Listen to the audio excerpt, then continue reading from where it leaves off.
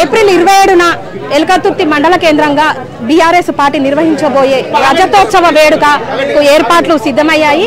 అయితే ఈ ఏర్పాట్లకు సంబంధించి భారత జాగృతి అధ్యక్షురాలు ఎమ్మెల్సీ కల్వకుంట్ల కవిత గారు ఇక్కడికి వచ్చి పర్యవేక్షించారు, సభ ఏర్పాట్లను పరిశీలించారు. దానికి సంబంధించి కవిత గారిని అడిగి తెలుసుకుందాము. అక్క నమస్తే. నమస్తే. ఓకే, ఇప్పుడు 25 సంవత్సరాలు పూర్తి చేసుకున్న సందర్భంలో రజతోత్సవ వేడుక అనేది మామూలుగా బీఆర్ఎస్ పార్టీ కార్యకర్తలు నాయకుల మధ్యలో జరుపుకోవాల్సింది ఇంత పెద్ద విశాలమైన ప్రాంగణంలో అతిపెద్ద బహిరంగ సభగా నిర్వహించబోతున్నారు కదా, ప్రధాన ఉద్దేశం ఏంటిది ఈ సభది? ప్రతి వార్షికోత్సవం కూడా మేము చాలా గ్రాండ్గా వేలాది మందితో చేసుకుంటామమ్మా. దాంతో డెలిగేట్స్ మీటింగ్ అవన్నీ కూడా పెట్టుకుంటాము. ఇది మరీ ప్రత్యేకమైనది. 25 వసంతాల పండుగ అంటే మామూలు పండుగ కాదు. సో ఇటువంటి పండుగ ఇది కేవలం బీఆర్ఎస్ పార్టీ నాయకులకు మాత్రమే సంబరం కాదు, ఇది తెలంగాణ ప్రజలందరికీ కూడా సంబరం. ఎందుకోసం అంటే బీఆర్ఎస్ పార్టీ పుట్టిందే తెలంగాణ ప్రజల కోసం, బీఆర్ఎస్ పార్టీని రక్షించుకున్నది పోషించుకున్నదే తెలంగాణ ప్రజలు.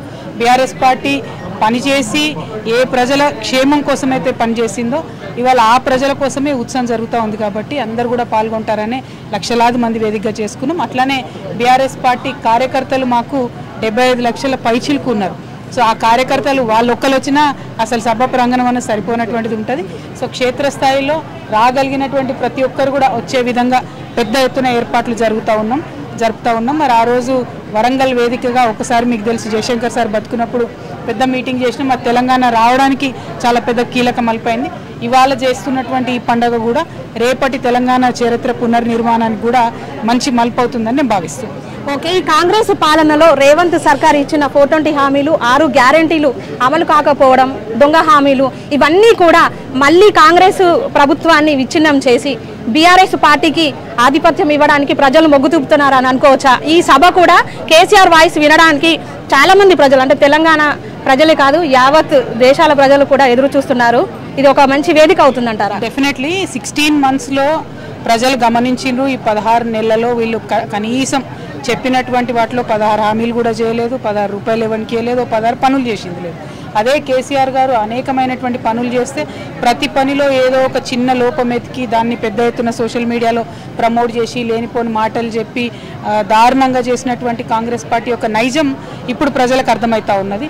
సో మేము కూడా కేసీఆర్ గారు కూడా హుందాగా సంవత్సర కాలం పాటు మేము ఏమనమని ఇడిచిపెట్టినా కూడా వాళ్ళు పరిపాలన కూడా చేయలేనటువంటి పరిస్థితి కనబడుతున్నది. ఇప్పుడు 16 నెలలు అయిపోయింది, ప్రజలందరూ ఇబ్బంది పడుతూ ఉన్నారు.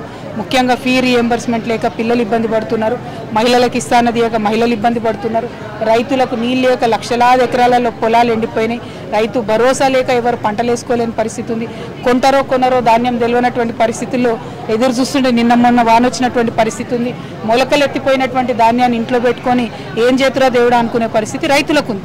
మరి ఇవన్నీ జరిగిన తర్వాత తెలంగాణ రక్షణ కోసం పుట్టినటువంటి పార్టీ, తెలంగాణ ఏర్పాటు కోసం పుట్టినటువంటి పార్టీ మేము ఇంకా సైలెంట్గా ఉండడం కరెక్ట్ కాదు. కాబట్టి ఎల్లుండి జరిగేటటువంటి 27 నాడు జరిగేటటువంటి బహిరంగ సభలో ఖచ్చితంగా కాంగ్రెస్ పార్టీ లోపాలన్నింటిని కూడా ఎండగడతాం. మా యొక్క ఫ్యూచర్ ఆలోచన ఏందన్నది కూడా కేసీఆర్ గారి మాటల్లో మీ అందరూ వింటారు. Thank you. జై తెలంగాణ. ఈ సభ ద్వారా కాంగ్రెస్ పార్టీకి కౌంట్ డౌన్ స్టార్ట్ అవుతుందని కల్వకుంట్ల కవిత గారు చెప్తున్నారు. అంతేకాకుండా తెలంగాణ రాష్ట్రం నుంచే కాకుండా యావత్ రాష్ట్రాల నుంచి కూడా అనేక మంది ప్రజలు ఈ సభకు వస్తారని, కేసీఆర్ గారి వాయిస్ వినడానికి ఎంతో ఉత్సుకతతో ఉన్నారని చెప్తున్నారు. ఖచ్చితంగా ఇది రజతోత్సవ సభ కాదు, విజయోత్సవ సభలాగా జరుగుతుందని చెప్తున్నారు. రానున్న రోజుల్లో బీఆర్ఎస్ పార్టీదే హవా నడుస్తుందని కూడా కల్వకుంట్ల కవిత గారు చెప్తున్నారు. హుజురాబాద్ కిడ్స్ కాలేజ్ నుంచి కెమెరా పర్సన్ సతీష్తో సోని, వరంగల్ టైమ్స్.